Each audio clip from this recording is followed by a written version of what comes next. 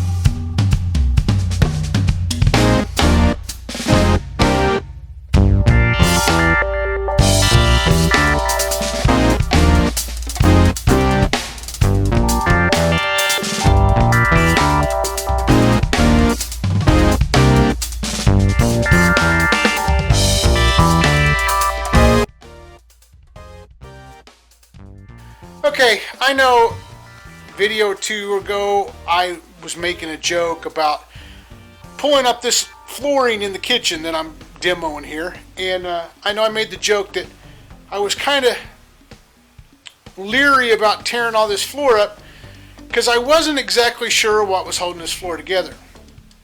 It was only half a joke, and I'll show you the other half. So this is my kitchen. This is the floor. You can see I'm only half joking. I mean, this is, this is what's left of at least one layer of plywood. It's got another layer of something else over it, like a cardboard type material, and multiple layers of flooring. Over here, this is where this is where I lead into the other room here, and there's even a layer of black tar paper on here. It's just crazy. The whole thing is just, some of the things I say, people are like, surely your house can't be that bad. And so, I tell anybody that wants to come over, I'm like, come on over, I'll show it to you. And a couple of my friends have come by and they've looked at it and they're like, your videos don't do it justice at all. And I'm like, when I tell you it's bad, it's really bad. My ceiling up here in this room, a couple of the floor joists are literally, they're cut completely away. They don't even hit the wall. They're just hanging.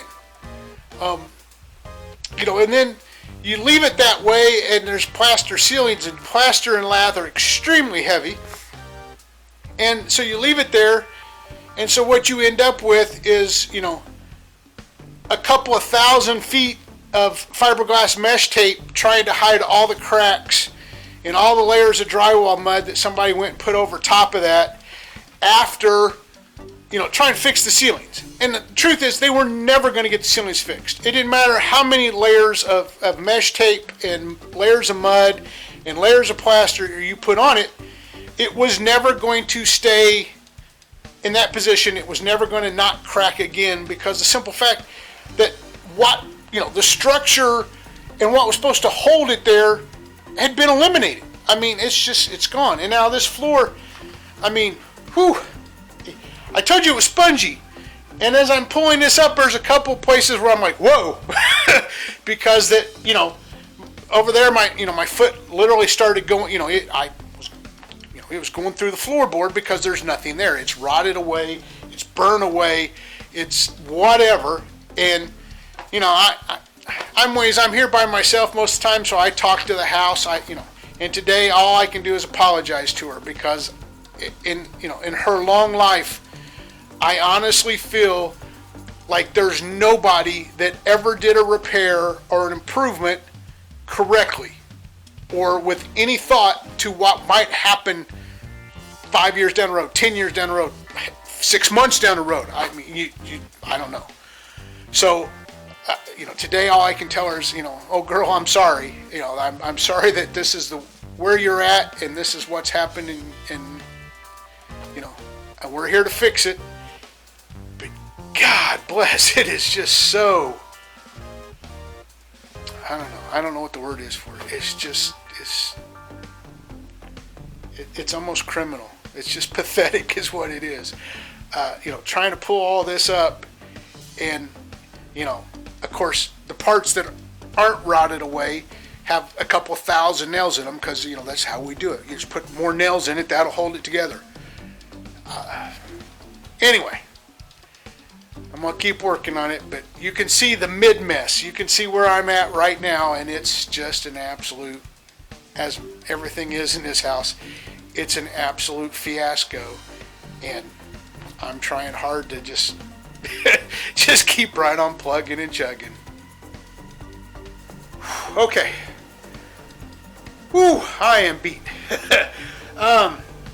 I've got the area under the steps here that was the little pantry closet, and I got a strip from basically from this doorway to the bathroom doorway. I got all that up. It is about 4 foot wide now by the length of this room here, and that's as far as I've made it so far. Multiple layers and lots of nails.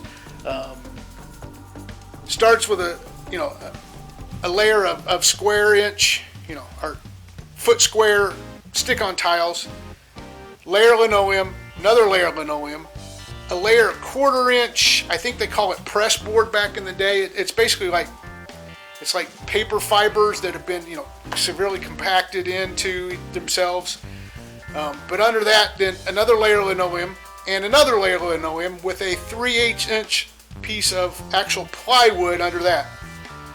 All over the top of a layer of what, I would have called valley roll back in the day. It's basically like a layer of asphalt. Back when I did roofs a lot in my much younger days, when I did a lot of roofs, we used to put that on because it's super thick and it's super durable and it doesn't tear real easy. And we used to put that in the valleys when you were putting, where you had roof planes come together and you create a valley. We would put that down, and then, then a roll of shingle, of what's called shingle roll, and then we would bring your shingles in and tie them in together, and that usually, really provided a pretty watertight roof at your valley then. But all of that over a layer of newspaper. There's newspaper that is on the floor. It is not coming up. You can tell it's newspaper. I can read a few words here and there, but you can't really tell what it says. But the newspaper is definitely not coming up. But that's okay. This floor's got to come out because it's pretty horrible anyway. But I will tell you, this is your lucky day that YouTube does not have smell-o-vision. The odor that is coming out of all of this, even through my mask, it is making my eyes water at times. It is so bad and so rank. It is rot. It is mildew. It is mold. It is bad. It is wet. So who knows how long that these floors have been rotting out. It's probably been, like everything else, it's been forever, and nobody cared, nobody did anything about it. Just put another layer or something down and keep going. But they've never dried out, and this stuff is just dank, it's nasty, it's stinky. It is horrible, horrible stuff. And I have worked very hard in this house over the last few years, and this may be the hardest thing I've ever done, is trying to get this floor up. trying to film a little bit of it, but honestly, I couldn't get the camera in a good position that A, wasn't severely backlit so bad that you couldn't really see what I was doing anyway, and 2, I couldn't put the camera in a safe spot as I was working with every tool known to man just about. I mean, I've got like 4 different pry bars and hammers and a mini sledge and a couple of different shovels and everything else, and I am trying hard to get all of this up. So, we'll try to get some more shots of it as we're going here, but for now I'm going to take a break. I'm going to sit down and take just a little break because I am pooped. So, we'll come back to it here in a couple minutes. Okay, I'm going to try real hard to get this to focus on this so you can see the sandwich that is the floor. So let's see if I can get this to work so it'll actually focus on this. There is all the layers. Layer of tiles, another layer of the floor, there's the press board, then the plywood. It's just yeah, I'm trying to show you, but it's kind of a mess. I mean, you can see here, this is kind of what I've gotten done so far. This runs this little strip here, and then over here is still my mess. That's just basically the black paper and whatnot, and then the big pile of plywood that I'm cutting into smaller pieces and then taking it out and putting it in my little makeshift dumpster. But it's a mess. And of course this floor in here in this under the steps here, and then this floor right here. Now remember, my floor joists in the basement run this way. My floor joists for the second floor run this way. Alright? So this wall, get it out of the backlight here. So this wall right here, which is on the side of the staircase, it is bearing. And the camera will never pick this up. But the floor it does this. Okay, so if this wall over here is the bearing wall for the original part of the house to back into the kitchen, so the floor does this and then back up, because this whole wall that is not technically a bearing wall but is a bearing wall because of the way they remodeled the house way back when. There's probably a 2.5-inch dip where this wall has settled into it, and this is the same wall that caught on fire. It is the same wall that is where the floor is rotting out because that who knows what leaked under here. So this whole thing, I'm gonna make a bunch of shirts and maybe a hat. I don't know, we'll see. But I think the logo for this house should be, it's being held up by its imagination. I really think that's going to be my new logo, because I've worked on a lot of structures. I framed a lot of houses. I have no answers, because this is just kind of floating. And what's it holding it up? What's holding it up? I really don't know. But it explains. I will say this much. As I've tore the whole thing apart here, there's no wonder that all the floors bob and weave and go up and down, and there's slope, and there's, because that people just cut things out and put things back in, and so and now you see the result of it. It is what it is. I'm gonna keep working, try to get this mess cleaned up some more. So sometimes you realize it's just not your day when you finally get around to the place you can set up the camera and you get it all set up and you go back to work and you think that you're filming stuff, and you come over and you check it about an hour later and you never hit the record button, or you did, or I don't know. But as it is, I really don't have any footage of me tearing all this up. which is okay because it was just a mess. It really is. I'm not totally done. I've got there's a little bit more yet to do, but I got the majority of it done, and let's kind of show you kind of what we did get accomplished. So yeah, here we're, let's just kind of look there. Here you can see some of the newspaper. Like I said, I can't really read any of it, but you can definitely tell it's newspaper. I can tell some more over here pretty good. You can kind of see that. Some of it is just, what's left is just the flaky stuff from the newspaper. I've got this piece right here. It turns out that dryer plug right there, it comes through the floor. I thought it came through the wall. I thought it came through the baseboard. But it comes actually through the floor. And so, as I'm ripping that floor up, I was like, oh crap! Knowing my luck, since this side still has power, and I've only got multiple dryer outlets that are 220. Knowing the way this house is put together, that's the one that's live.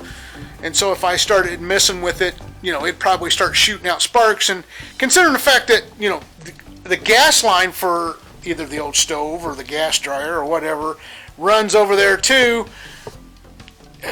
just anyway, but I've still got a little bit left. This is what I've got left to clean up. You can kind of see how bad the floors are over here, where the water and the fire and everything was. You can see that there's nothing left to that bottom plate down there.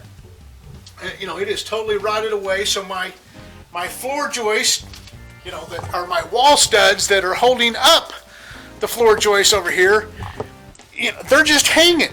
They're not attached to anything again. And they're just hanging there, and that's holding up the bedroom above me. In fact, the bedroom above me was the room that, if you remember, way back in there that had the Howdy Doody, or not the Howdy Doody, the Hopalong Cassidy floor. And so that's the room that's above me. And this staircase on this side of the house, this is the staircase that was, I told you, they both leaned when you walked up them. Well, this is the one that leans the worst. And, now it's pretty obvious why it leans so bad is the fact that these studs, they're just kind of hanging. This was a wall that was made into a bearing wall. It wasn't a bearing wall when the house was built. It was made into a bearing wall when they added onto it, did the duplexes, made it whatever. But they literally, I know I'm beating a dead horse at this point in time. We're going to clean it up. We're going to tear it apart. We're going to rebuild it, and then we'll go from there. But sorry, I didn't get any real good footage of me, fighting and like crazy trying to get all this up. But I will tell you that I'm wore out, and I am ready to call it a day. So until we see each other again, have a good one, and we'll talk to you soon. Well, good morning. It's Mark here again. Been hard at work already this morning. Good news, the floor finally is completely up in here. All this flooring that was down here, we got it all completed, tearing it out this morning. All I can say is that I've done a lot of things in this house, and I still say that this ranks as maybe the most work I've put into it yet, just trying to get this floor up. It's been a fiasco. It took me all day last time I was here, and then today it's already taken me, it's afternoon already, and I've been here since about 9 o'clock, so it's taken me quite a bit.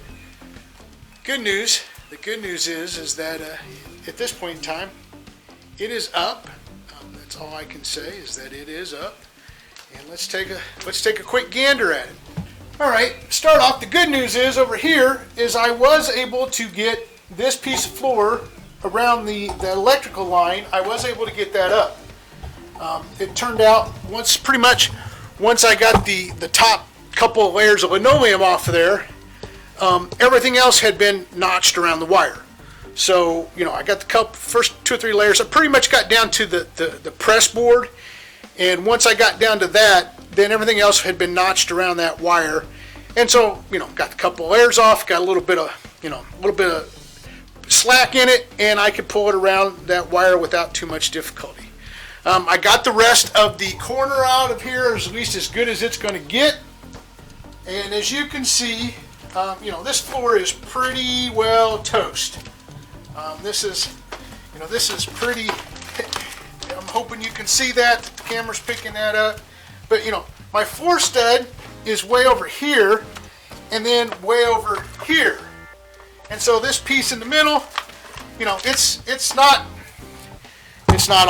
bearing on anything. You know, the story of this house is that it's not bearing on it. You know, it doesn't bear on much of anything. But obviously that's been a problem for a long time, as my wire I keep hitting this wire here.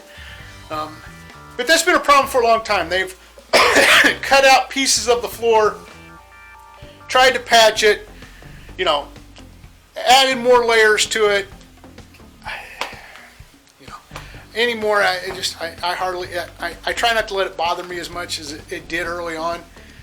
But yeah, you know, this is up. Thank goodness. You know, we're going to probably move into this little half bath back here, get it gutted out, and then get the flooring up. That's what's left of the flooring is in that bathroom right now. So probably, you know, the next plan here is to go ahead and get that one tore apart, get it gutted up, get the floor up out of there, and then all we'll have left are the 2 main rooms that have all of my stuff in them. And, you know, we'll play musical chairs again with all of that stuff and move it from one side to the other or whatever, so I can get into the next couple of rooms. But good morning so far. Good day. I'm really thrilled to have this floor up. I mean, I didn't realize that it had as much down and as many layers, or that it was going to be near as much work. But now that it's up, I am extremely happy that it's up and out of here, and it's just something else that I don't have to deal with ever again. You know, I've removed a lot of Band-Aids. I've apologized to the old girl a lot of times the last few days.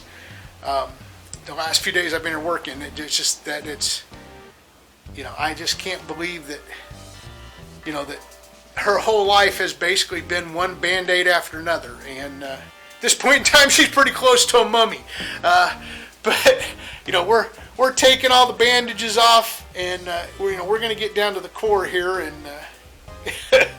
just keep moving on from there. But there's a lot of wounds and there's a lot of scars, but we're going to keep working on her.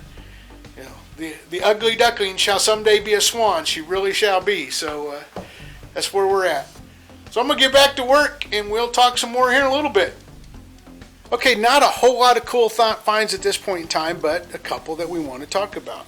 First off, this. See if the camera will pick that up. But anyway, it's a business card. It's not really going to focus all the way in on that.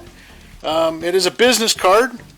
It is for the Armor Ammonia Division.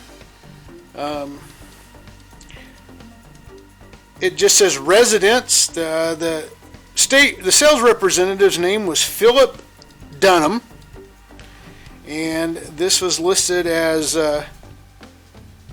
448 North State Street here in Indianapolis. It says Indianapolis 1, so I'm assuming that's area 1, and it lists a phone number of Melrose 2 7605. I don't know exactly when Indianapolis went to 7-digit phone numbers. I think it was sometime in I want to say the 50s. So I'm assuming this card is at least that old. It was in the wall. I don't know what the Armor Ammonia Division, what they would have been selling. I don't have a clue. So. But yay, cool business card. Well, we'll stick that with all the other cool things that we found, and that'll probably be part of our little display. And then the other thing, I want to reposition the camera a little bit so I can get it in the sunlight so you can really see it real well. So let me position the camera again. Okay, so this here as you can see, it's a piece of wood. It's been cut off. I found this buried, this side out in the wall. But on the back side here is a beautiful carving of some sort. My assumption is that this is probably either a rosette or a plinth block. I'm leaning towards rosette because of this little notch right here, because I'm assuming that they put this up against the door casing and then this had some sort of top piece that went across it. But the way that, they would have put the casing in here, it would have probably fit with this little, this would have been the squared off part. Who knows how big it would have been. But then the casing would have fit here. There probably was another piece of trim that fit in there above that. And then they would have put like a piece of crown mold or some other type of molding on top of this. So I'm leaning towards it was probably a rosette. I've not found anything like this anywhere else in the house. So we may see what we can do about maybe looking real carefully for this. See if we can find any more indication of this anywhere, but I hadn't found any of this. And then in another little place, here's another little piece of trim. Now I have no clue what this may have been, but you can see that there's some sort of starburst kind of pattern, maybe of some sort. This little scallops right here on this end and right here. But again, nail sticking through here, so it was nailed up against the wall like this. And some other pieces, on the back side, some sort of sculpture or some sort of carving work. I mean, this piece is actually, the whole piece is coming apart. So I don't know what it was. I don't have a clue, but it was kind of cool. And those are the only big finds right now that hey, we take what we can find. And I've played with this in like 100 different directions, trying to see if the two of them went together, and I can't make heads or tails out of this enough to figure it out. So but still, like I said, I think this is a rosette. Could be a plinth block, but either way, kind of cool. I mean, it could be a head casing, or it could have been, it could have been 100 different things, but it could have just been pieced to a cabinet or a dresser or something else. I don't have any idea, but that's, we'll see what we can find, and we'll keep going. Well, it is what it is. We got as much as we could get done today, and we've made a little more progress. All progress is good progress. I won't ever say no to a few hours of working, but I would really like to get some big chunks knocked out soon. But that's probably going to wrap this one up. But thanks for watching. Thanks for subscribing. Tell your friends, tell your family. I don't care. But we will see you again real soon, and till then, be well, folks.